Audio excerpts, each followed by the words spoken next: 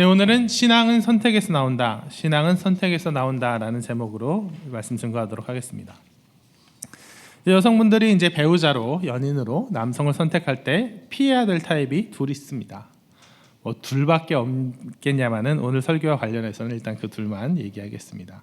그것은 첫째로 마마보이고 둘째로는 만인의 연인입니다. 뭐 사실 자기 연인보다 아내보다 다른 것들, 다른 사람들을 앞세우고 한다는 점에서 둘은 일맥상통하는 바가 있어요. 이들이 가지고 있는 특성은 얼핏 보면 그저 장점이요 미덕으로 보이기도 합니다. 부모님께 어머니에게 잘하는 게 뭐 잘못이겠어요. 당연히 그렇게 해야죠. 많은 사람들에게 인정받고 신뢰받는 원만한 인간관계의 소유자가 얼마나 믿음직합니까? 이기적이고 날카로운 그런 사람보다는 100번 1000번 나은 거 아니겠어요? 다만 문제는 그런 특성들 때문에 어머니께 잘하고 주변인들에게 잘하고 이런 것 때문에 나까지 나에 대한 사랑까지 후순위로 밀려버리기 때문에 문제가 되는 거죠. 그러니까 이 특성들의 문제점이 드러나는 거, 이 마마보이요 만인의 연인이 문제다 이게 드러나는 거는 현실에서 무언가 문제가 일어났을 때입니다. 갈라졌을 때예요. 부모님이랑 나랑 뭐 하하호호 문제가 없을 때는, 그가 나랑 친구들이랑 다 같이 한꺼번에 놀고 있을 때는 아무 문제가 없습니다. 부모님에게도 최고의 아들이요 내게도 최고의 남자예요. 친구들 가운데서도 둘은 그저 축복받는 한 쌍입니다. 그런데 그러다가 그 둘 가운데 무언가 행동할 일이 생기면, 선택할 일이 생기면, 하나를 위해 다른 하나를 포기할 일이 생기면 그때 문제가 드러나는 거죠.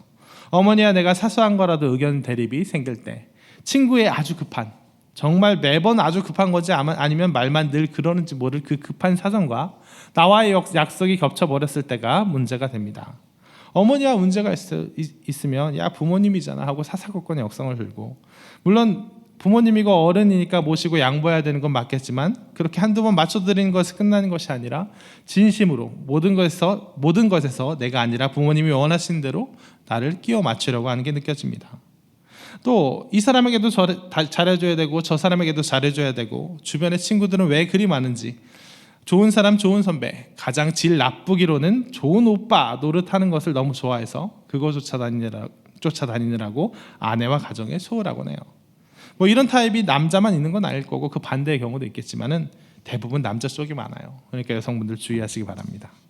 그러니까 이런 타입을 제대로 분별하려면 말이 아니라 행동을 봐야 되는 거예요. 행동을 봐야 됩니다. 말로는 세상에서 제일 좋아한다, 사랑한다 할 수 있겠지만 진짜 그가 나를 좋아하는지, 세상에서 제일 사랑하는지는 그가 실제로 어떻게 행동하는지에 따라 드러납니다. 말은 여기다가도 좋아, 저기다가도 좋아. 말로는 누구에게나 다 잘할 수 있어요. 그냥 태도에는 그냥 내가 그런 마음 가지고 있어 라는 그런 태도에서는 누구에게나 좋은 사람 될 수 있어요. 하지만 실제로 행동을 할 때는 제한된 시간과 자원 속에서 더 좋은 것 하나를 선택할 수밖에 없거든요. 그 사람 마음속에 있는 진짜 우선순위, 진짜 가치의 서열들이 말과 태도에 머물러 있을 때가 아니라 현실 속에서 행동으로 나타날 때, 선택을 강요받는 그런 상황에서 선택으로 드러날 때 비로소 확연히 드러나게 됩니다. 오늘 설교 제목 신앙은 선택에서 나온다 라는 것도 바로 그러한 맥락의 이야기입니다. 오늘 본문에서 왕의 허락과 전폭적인 지원까지 받은 느헤미야가 예루살렘 성벽의 재건을 선포하고 나니까 어떻죠?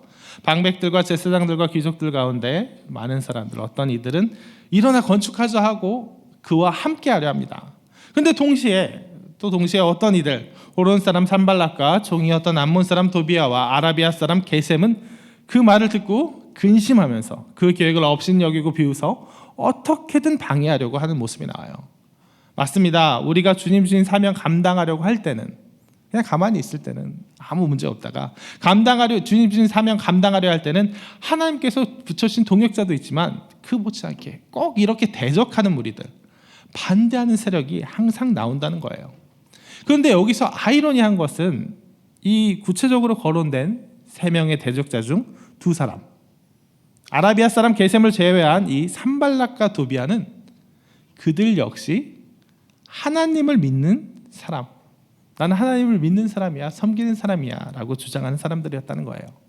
산발랏은 누굽니까? 사마리아 총독으로 자기 자신은 바벨론식 이름을 갖고 있긴 하지만 그의 두 아들은 모두 하나님을 찬양하는 이름을 지었어요.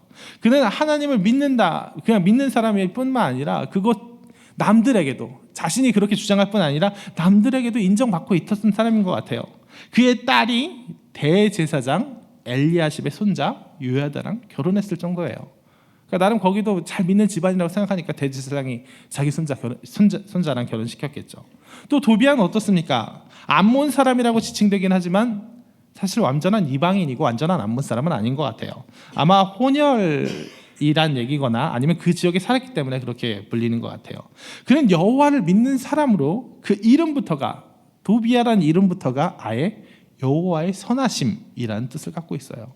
또한 그 아까 등장했던 대제사장 엘리야십과 막역한 관계가 있어서 성전 안에, 원래 그래서는 안 되는 건데 좀 엘리야십이 잘못한 거긴 한데, 성전 안에 따로 도비아를 위한 방까지 마련해 줄 정도였어요. 그러니까 이 산발락과 도비아, 하나님을 믿는 사람이었고 성벽 재건이란 이슈가 나오기 전까지, 느헤미야가 행동하기 전까지, 그 전까지는 유다와 예루살렘과 예루살렘에 남아있는 모든 사람들과 다 같이 믿는 사람으로 사이좋게 하하호호 할 수 있는 사람이었습니다. 그런데 바로 이렇게 하나님을 믿는다는 사람들이, 그 산발락과 도비아가, 이 느헤미야가 하나님이 주신 사명을 가지고 예루살렘을 재건하겠다, 성벽을 재건하겠다 하니까 반대하는 거예요.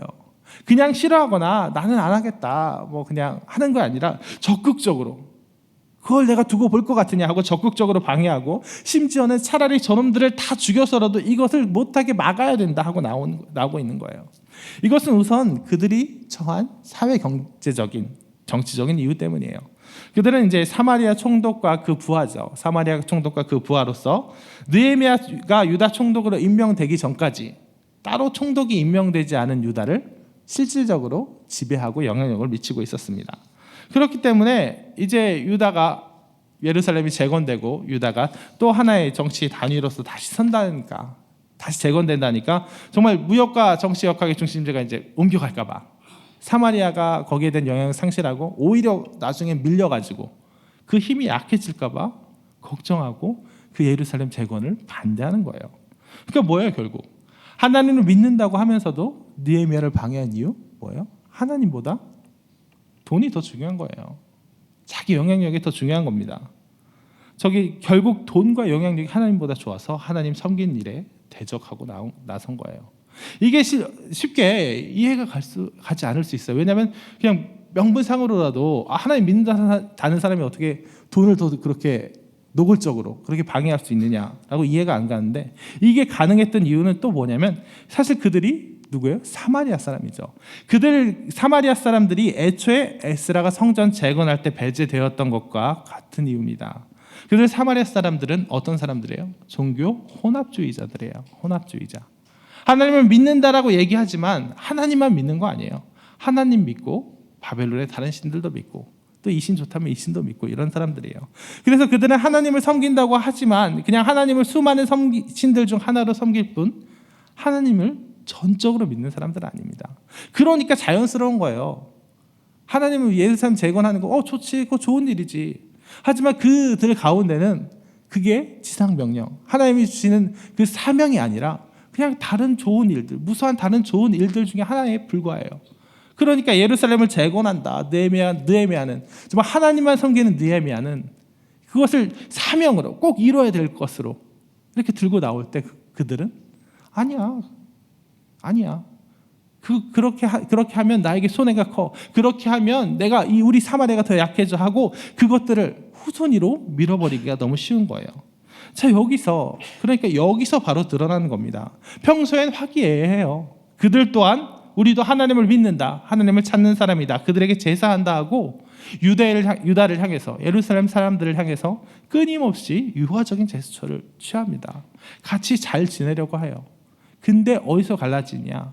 사명 앞에서 갈라지는 거예요. 성벽 재건의 사명 앞에서. 진짜 행동해야 될 때, 내가 이것을 함으로써 성벽 재건이라는 이슈에서 내가 이렇게 행동해야 될 때, 그렇게 행동하면 손해가 오고, 그렇게 행동하면 현실적으로 내게 닥쳐오는 일들이, 그 결과가 달라질 때 그때 차이가 나는 겁니다. 하나님을 믿는 사람, 오직 하나님만 경외하는 사람은 어때요? 고관으로서의 부귀영화도, 목숨의 위협도, 다른 어떠한 가치도 상관없이 성벽을 재건해야 한다를 사명으로 가지고 이렇게 느헤미야처럼 함께 동참하는 겁니다. 하지만 내가 믿는다고 하면서도 나뉘어져 있는 사람, 믿는다고 하면서도 그보다 내 경제적 가치가 중요하고 내 정치적 입지가 중요한 사람은 그것을 포기 못해서 하나님 앞에서 그 사명에 적극적으로 등을 돌리는 거예요. 그러니까 행동 앞에서 누가 진짜인지, 진짜인 척하는 사람인지가 드러납니다. 하나님을 믿는 믿음인지, 그가 말하는 믿음이 하나님을 믿는 믿음인지, 그냥 좋은 게 좋은 거지 하고 말의 성찬으로 그냥 믿음 좋은 척하는 건지 드러나요. 말에는 돈이 들지 않지만 행동에는 돈이 들기 때문입니다. 행동하는 게 그 사람의 정체성을 규정해요. 세계 평화도 중요하고 이것도 중요하고 저것도 중요하고 다 말로는 다 인심 쓸 수 있지만 진짜 마음은 거기에 그가 얼마나 투자하는데 드러나는 것, 투자하느냐로 드러나는 것입니다. 따라서 신앙은 하나님을 경외하는 것, 하나님을 믿는다는 것은 말이 아니에요. 태도가 아닙니다. 내가 하나님을 이만큼 사랑합니다 라고 내세우는 게 아니에요. 정말 하나님을 믿는다는 것은 하나님을 믿고 하나님을 섬기기 위해서, 하나님께 집중하기 위해서 다른 걸 배제한다는 의미예요. 하나님 외에 다른 것은 내가 하나님을 믿고 섬기는데 방해가 되지 않을 선까지만, 하나님을 최순위 우선순위로 삼는데 방해가 안 되는 선까지만 내가 존중한다는 거예요. 다른 모든 것들은 그 뒤로 밀어버린다는 겁니다. 신앙은 집중이고, 집중은 그를 향해 더 키운다, 그를 향한 힘을 더 키운다, 거기에 더 들어간다, 이것보다도 더 중요한 게 그것 말고 다른 것을 버린다는 거예요. 배제한다는 겁니다. 나뉘지 않는 거예요. 하나님 앞에 순전함이라는, 성경에 많이 나오는 이 순전함이라는 단어가 바로 그 나뉘지 않는다는 의미인 것입니다. 아무리 좋은 것이라도 하나님을 섬기는데 방해가 된다면 버리는 것, 이게 바로 믿음이요 신앙입니다. 그래서 신앙은 선택의 문제예요. 행동에 있어서 말에 있어서 그냥 다 좋아가 아니라 행동의 문제에 있어서 선택의 문제요, 앞세우는 우선순위의 문제입니다. 그래서 느헤미야 설교를 지금 월요일부터 3번째 이렇게 계속하고 있습니다. 근데 느헤미야 설교를 이렇게 계속하면서 제가 설교한 것들을 살펴보다가 또 새삼 느껴진 게 있어요. 첫 시간은 뭐에 대해 설교했습니까? 슬픔에 대해 울 줄 아는 사람. 회피도 아니고 그냥 뜻이 있겠지 하고 그냥 치워버리는 것도 아니고 그냥 말로 치워버리는 것도 아니고 진짜 그 고통, 그 슬픔에 머물러서 위로를 구하라는 얘기했습니다. 이 두 번째 시간 2장 11절까지는 비전과 사명에 대해서 기도하면서 그냥 무책임하게 있는 것이 아니라 계획과 준비 가운데 나아갈 때, 내가 최선을 다해 하나님 저의 준비가 이렇습니다, 도와주십시오 하고 나아갈 때 하나님의 때를 찾아 그걸 마침내 얻어낸 사람이 오히려 더 큰 은혜를 받을 수 있다, 이런 얘기했습니다. 그리고 오늘 말씀 본문은 말이 아니라, 태도가 아니고 진짜 실천하고 나아갈 때 믿음의 유무가 드러나고 마음의 우선순위가 드러난다는 얘기를 하고 있어요. 이것들을 보면서 저는 새삼 느낍니다. 느헤미야는 정말 현실적인 책이라는 거예요. 느헤미야서가 우리에게 가져다 주는 건 그냥 뜬구름 잡는 얘기, 은혜로운 얘기, 그냥 하나님 좋지요, 사랑하지요, 감사하지요, 은혜입니다 한 얘기가 아니라 뭐든지 고난도 슬픔도 비전도 사명도 정말 실제적으로 내가 감당해야 되는 사명도 다 진짜 내 현실로 만들 때 얼마나 큰 은혜가 임하는가, 그 현실로 만들 때 내 신앙이 비로소 단단해지는 그 얘기에 대해서 하고 있다는 겁니다. 느헤미야가 보여주는 신앙의 롤 모델은, 그 전범은 그냥 하나님을 더 많이 사랑하는 사람, 사랑한다 말하는 사람, 그런 태도를 취하는 사람이 아니에요. 진짜 하나님을 사랑한다면 그 사랑을 가지고 내 현실 속에서 나의 고난을, 남들의 고난을, 공동체의 슬픔을 내가 품고 내 하나님이 주신 비전과 사명 보이면 그것을 향해서 그냥 그래 기도하겠습니다, 그냥 하나님께서 이루실 줄 믿습니다 하고 하는 게 아니라 내 비전과 내 사명으로, 내 계획으로, 내가 준비하고 계획해야 될 것으로, 내가 헌신하고 봉사해야 될 것으로 내 품에 안을 때, 또 실제적인 실천의 문제에 있어서 직접 행동하는, 다른 모든 가치와 다른 모든 좋은 것들 배제하고 그것들을 향해서 집중하고 행동하는 저 모든 것들을 그저 입이요, 그저 명분으로 남겨두는 게 아니라 진짜 내가 행해야 될 것, 내 몸의 일로, 내 삶의 일로 만들 때 진정한 신앙이 드러나고 그 진정한 신앙의 성장이 이루어진다는 거예요. 무엇이든지 피상적으로 하지 말고 진정 내 삶의 문제로 하는 것, 그것이 바로 느헤미야서가, 최소한 여기까지 오늘 설교한 본문까지의 느헤미야서가 우리에게 가져다주는 그런 유익이 아닌가 싶습니다. 말씀을 정리하겠습니다.